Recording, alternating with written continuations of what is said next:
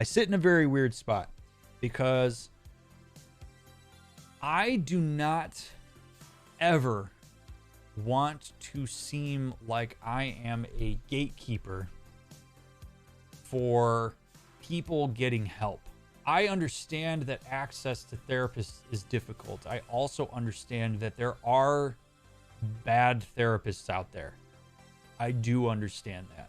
Anytime that I have expressed hesitation in the direction of some kind of helping service or in the direction of the way that mental health is talked about in certain other areas, I do that because I feel protective of all of you. I feel protective of people who don't have the background and professional knowledge of how these things work, that are basically, they interface with the marketing aspect of things, particularly as it relates to those things.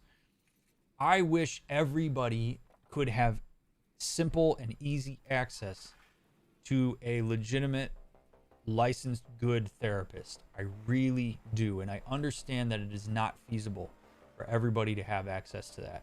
At the same time, I have had to undo some of the damage that has been done by some of these services as a therapist. And it's disheartening to me whenever that's the case, because people want help. Like, they go to these things because they want to be supported.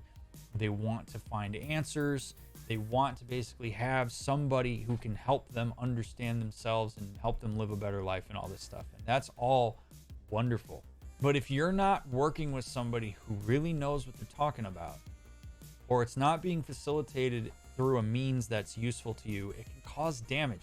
Like, I would argue that no therapy is better than bad therapy, unethical therapy, or bad pseudo-therapy.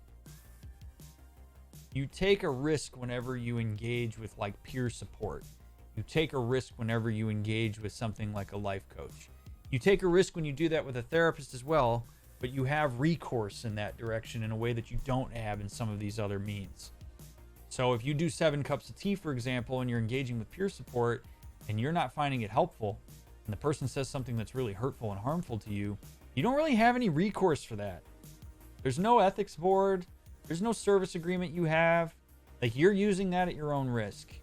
When you go to a therapist, you have a service agreement. You have a signed contract with that therapist that upholds a whole bunch of legal and ethical standards that protect you